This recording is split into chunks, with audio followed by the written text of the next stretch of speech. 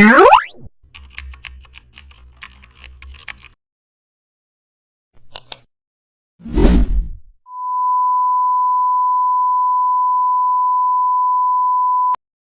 back to the channel and don't forget to like, share and subscribe for more updates. Today we are diving into an exciting tutorial how to create old canvas painting look. Choose a classic portrait or statue photo and apply a oil paint filter for textured brush strokes.